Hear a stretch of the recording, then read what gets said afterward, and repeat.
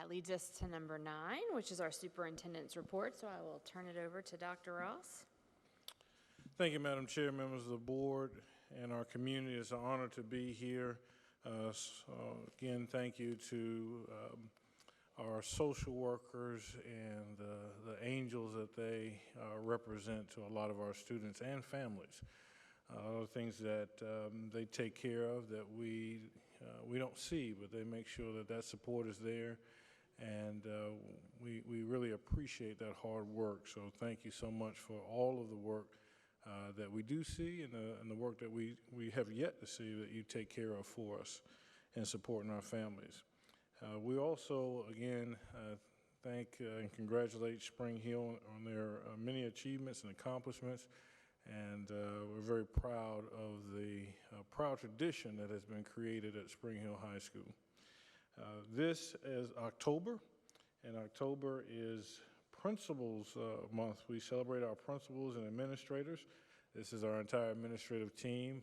We're very proud of the hard work that they have done, and this board has the opportunity to approve our principals and administrators, but we don't always get a chance to introduce them to you formally so that you can see them.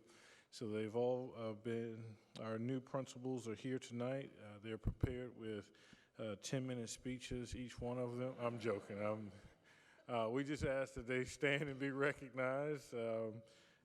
So first we have Chapin High School. He's unable to attend due to a junior ring ceremony, but Mr. Ed Davis, we welcome him. Leaving, Ed Davis comes to us from Chapin Intermediate, so that led a vacancy at Chapin Intermediate School, and we were able to look to our neighbors coming from AC Flora High School, our new principal of Chapin Intermediate, Mr. Brent Davis.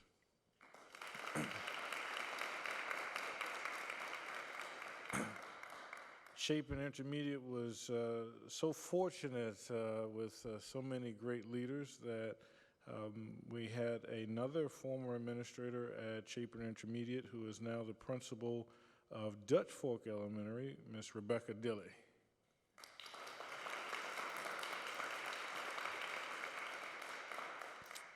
And if you have seen innovation in action, you've seen it at Bridge Creek Elementary School in Richland too. We are so fortunate to have her leading now Lake Murray Elementary, Ms. Kristen Eubanks.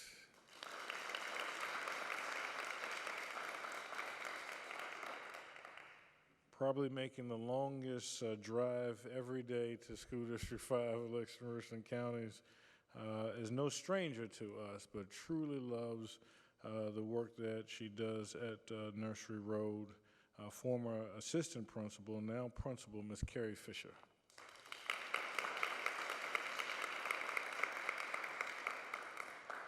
We're always excited when we have our own grown in right here in our community, at a former student and teacher, assistant principal, and now principal. So we're very proud of the leadership of our own at H.E. Corley Elementary School, Ms. Melanie Harris.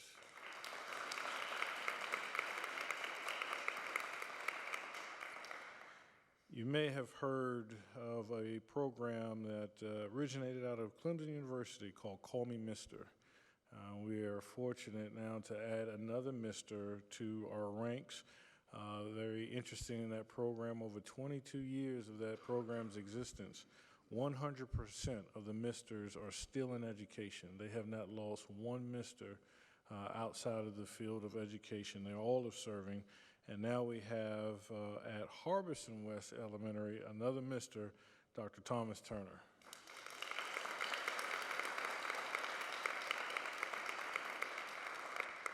Madam Chair, members of the board, we wanted to thank you for supporting the administrators that do the frontline work and supporting our teachers in School District 5, and we thank you for your work, your dedication, and your service.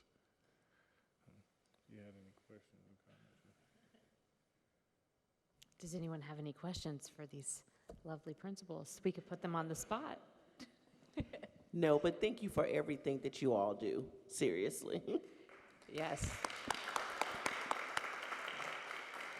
I second that. Thank you very much. I know that it's not easy coming into a new school and starting a new year, and from what I've seen, everyone has done a great job. All right, that means you're dismissed at this time. Thank you so much. That car line will come early. When we think about the work of our principals and what they're doing, we talk about being proficient and excelling in 4 major areas.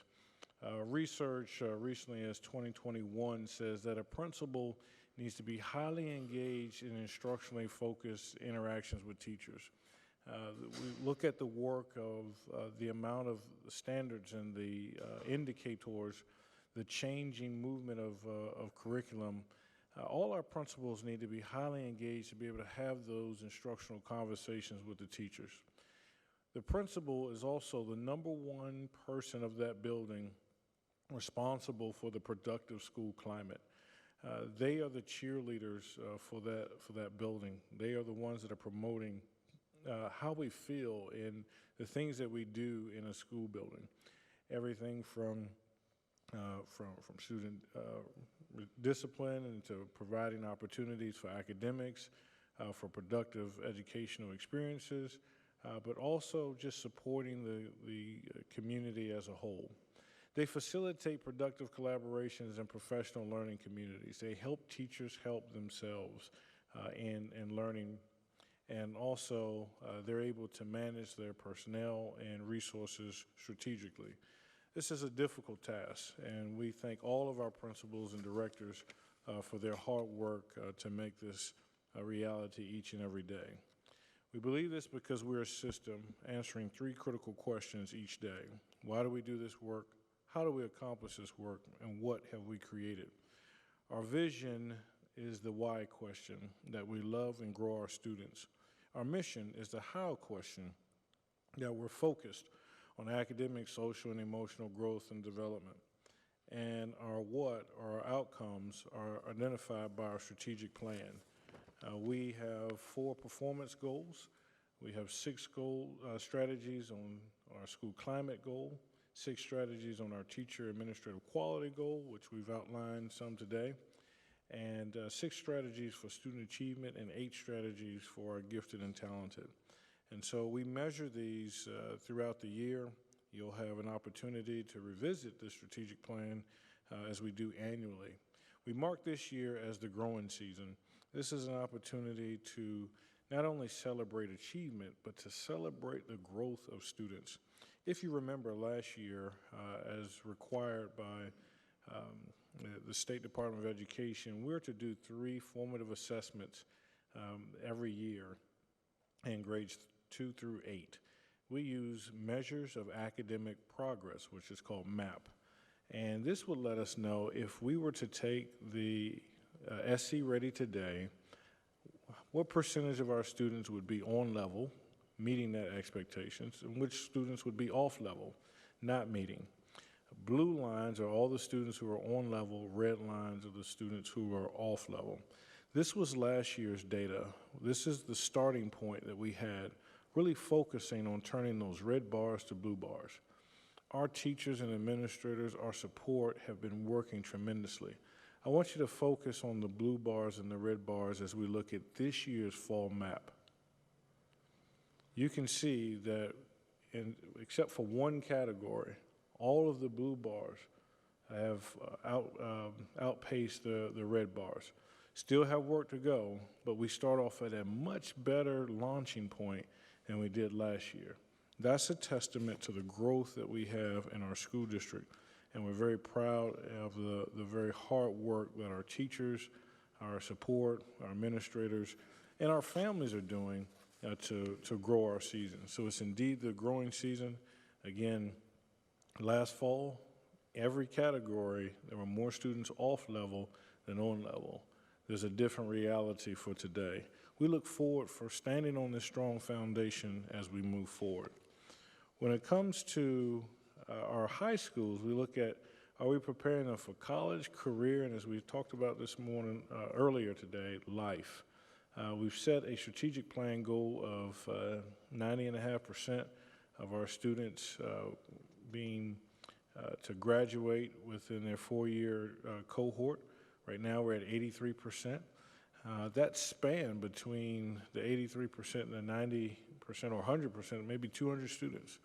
So statistically, every number has a name, every name has a story. Our teachers and staff are working very hard to make sure that we know the stories so that we can meet the needs of our children. So we're very excited about the growing season, and it's a lot of strategy that goes into the work that we do to make sure that we can meet the objective where every child feels loved in our schools and every child has demonstrated growth in our schools. So with that, we would like to share some of the exciting things that we do. And at this time, I'm going to ask Ms. Sarah Wheeler to come forward, also with Director Prigge, to talk about our Magnet collaborations and Magnet and Career and Technical Education collaboration. Thank you very much. And all of my principals left that I wanted to brag on that because most of those are Magnet principals. Thank you, Dr. Ross, Madam Chairperson, honorable board members. I'd like to take this opportunity to brag a little bit about what we're doing with our Magnet programs and to share a collaboration, which is an outcome of our pathways and our work together. I want to give you a quick update because this is the beginning of our Magnet season. We presently, and I'll expound on that in a little bit, we presently have 15 Magnet programs at 11 school sites. Our Magnet application season is open. If you noticed, I left you a little save the date card for our 2 Magnet fairs that will be coming up. First one, November 9th, which will focus on our secondary, middle, and high school programs, and January 4th, which will focus on our elementary schools. There will be a lot more of publicity around that in the coming months. But tonight, we want to focus on a collaboration that we have with the Center and all of our Magnet schools. Now, the Center partners with Irmo High School with the Career International Baccalaureate Career Program, so there's a lot of sharing there, but we extend the learning with our high school students, our middle school students, and our elementary school students, and here are some examples. Agriculture education at the Center with Mr. Cox is amazing. And I want to show you here where the students at the Center are building a chicken coop for the Leap-Hart students with their STEAM magnet. It's in the process. Mr. Prigge, I don't think it's quite finished yet. Do you know? It's about 3/4 of the way done. And when it's done, it'll be delivered. It'll be there at Leap-Hart. That'll be part of their STEAM, and they will be raising some chickens. That's one example. Another, and this is Mr. Cox again, is when we have visitors or consultants or guests that come to our district, we often will find a way to maybe give a little gift to them, give them some candy, something along those lines. Well, we had an epiphany. Why don't we get our students at the Center to make, and you can explain this a little bit more, where we can give in our little gift bags that we give to folks that visit us or come to help us learn, a gift from the Center. Explain what those are and how those are made. Well, the one that's featured in that picture is the palmetto tree on top of the state outline, and that is done through the Ag Mechanics course here at the Center. And it's it's made by a plasma cam. It's a computerized plasma cutter for metal.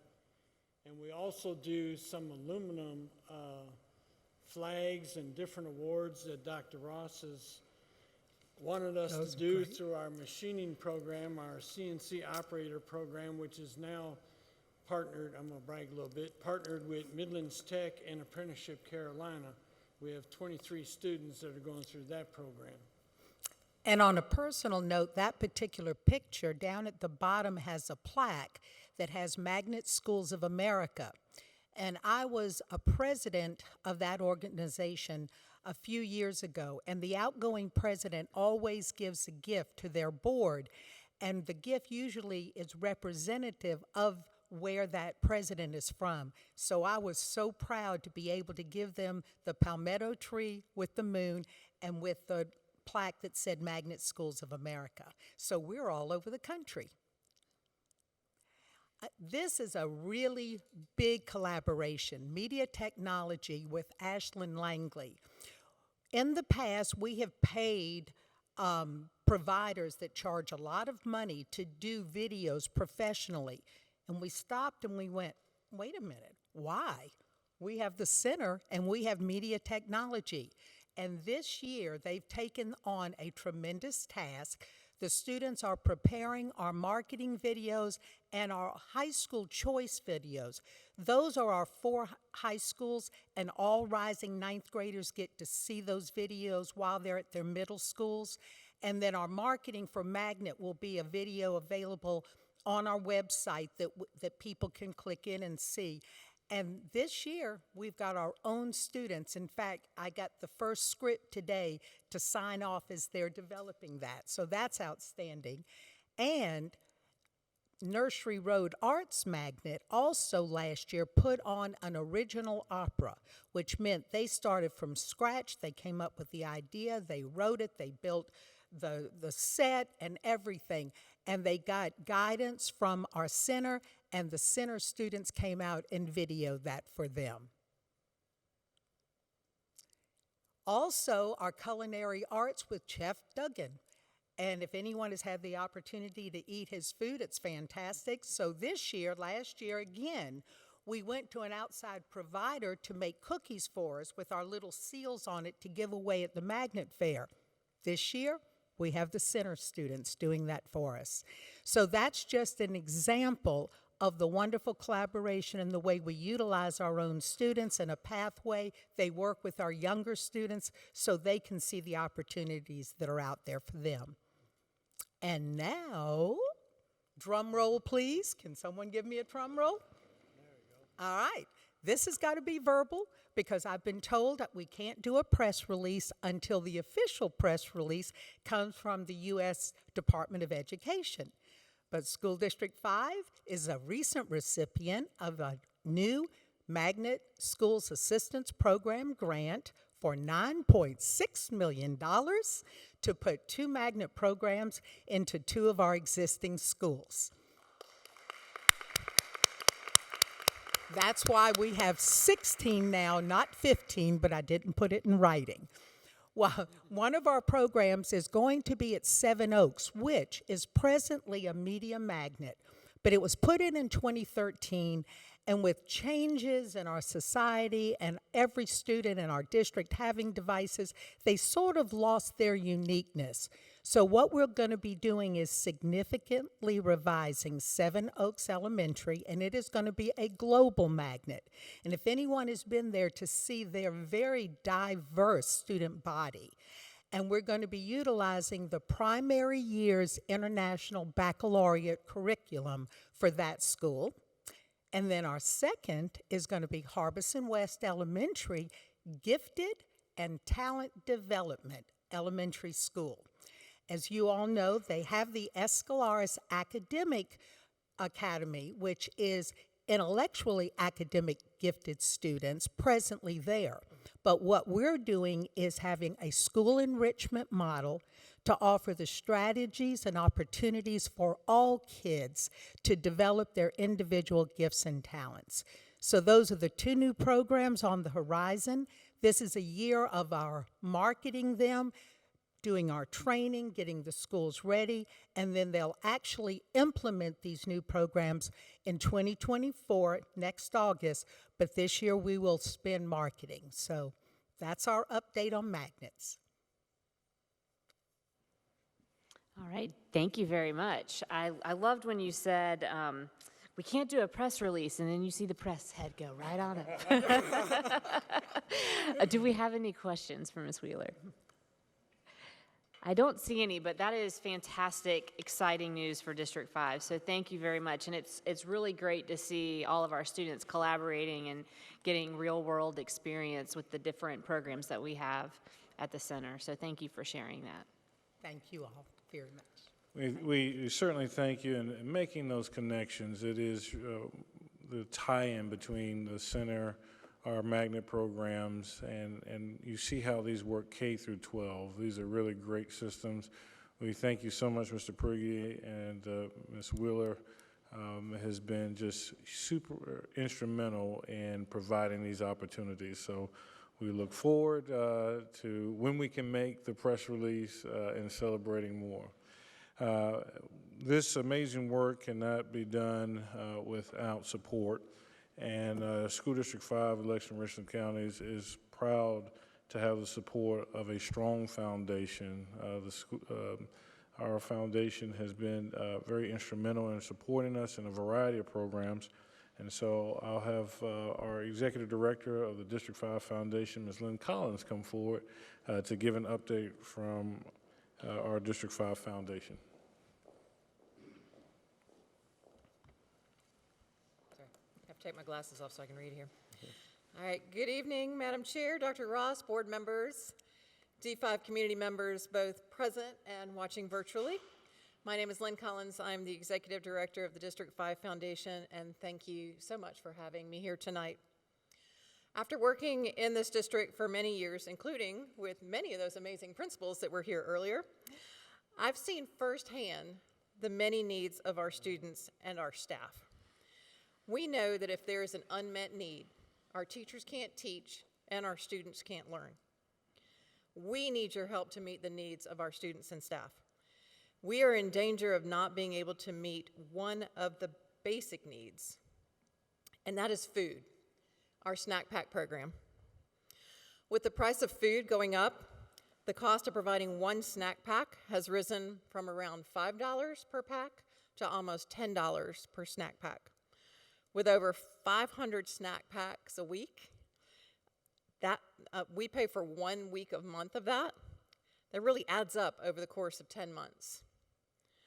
So how have we adjusted? After careful reflection, the D5 Foundation decided to try something a little different this year for our fall fundraiser. Rather than a fancy gala with lots of overhead costs, we will be hosting a week-long online auction culminating in a community-wide Spirit Day. The theme this year is Shine a Light on D5. We have so many talented students, staff, and community members to which we wish to bring attention. Items will range from art items from the community, art items from our schools, and other great school experiences. Anybody out there interested in a car rider line fast pass? They're up for bid. Anybody interested in trying to be principal for the day or an SRO for half the day? Those are just some of the amazing experiences we have, and more coming in every day. All funds, because we will have no overhead for this, all funds generated will go directly back to the students and staff. Our goal for the campaign is between $75,000 and $100,000. With our current sponsorships that we have as of today, we're sitting at just around $10,000. If all of that went to snack packs, we would not even have enough funds to fund 3 months' worth of snack packs. That leaves us with nothing remaining for student grants or teacher grants, for which we funded almost $40,000 worth last year. Not to mention the emergency fund. Anybody remember what happened about 8 years ago this last week? We really need those funds for emergencies. So, how can you help? First thing is, thank you, the board, because I think most everybody in this room now has ordered a District 5 Foundation t-shirt. So I hope to place the next order of this by October the 18th, so everybody will have their t-shirts in time for October 30th for our community-wide day. We decided to direct all the proceeds from our t-shirt sales to snack packs. And a QR code is on the screen if you haven't already ordered yours. And I also want to thank a local small business, Kathy's Creations, for partnering with us for the production of these t-shirts. Second, donate any time of the year. While we would appreciate sponsor donations in time for the fall fundraiser, in order for us to better budget for teacher grants and student grants, we need to replenish our funds year-round. Large donors for our sponsorships for the fundraiser will receive special recognition on our fundraising site, at the schools, and on the names of the grant awards. On a side note, we still have our 5 for 5 campaign running year-round, which is an easy way to say thank you to a staff member. Just $5 a few times a year goes a long way, and all donations can be made through our website or by mail. Lastly, join our auction. Create a login for the auction site and bid, please. Items are already posted. You can browse some of the items already, and I'll be adding more whenever we get them. So if you have any items you wish to donate, we're still taking those. Just shoot me an email. Please share this auction site, this QR code, with your family, your friends, any and all community members, especially any of those who want those treasured Carline FastPass. Okay, thank you for your time. We look forward to fulfilling our promise of supporting our students and staff of District 5, and I welcome any questions you may have. Thank you. Ms. Tuttle.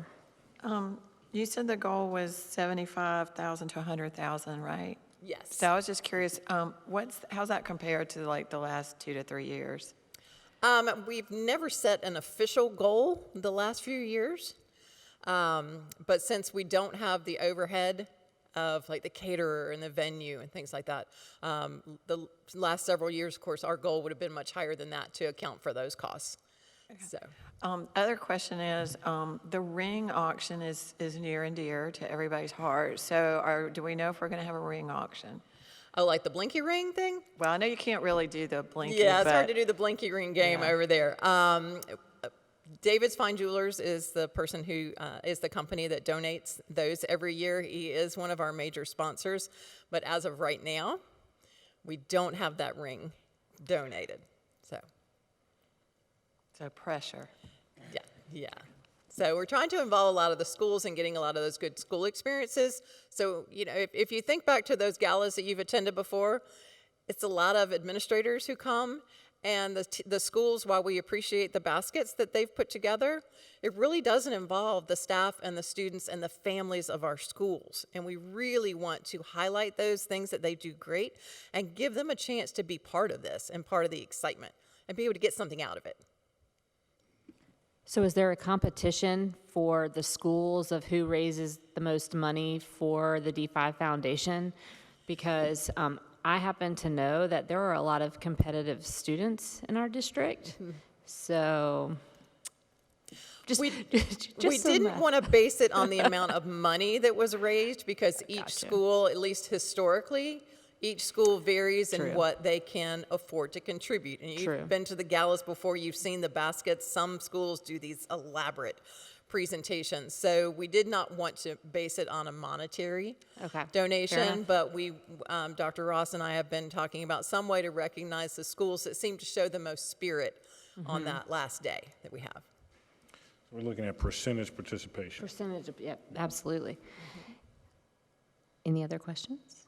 All right. Thank you very much. All right, thank you. Thank you, Ms. Collins, and we certainly appreciate the support of our foundation.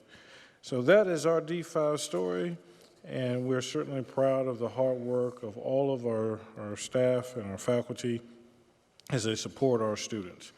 Madam Chair, members of the board, this concludes the superintendent's report, and I stand for any questions. Any questions for Dr. Ross? All right, thank you, Dr. Ross.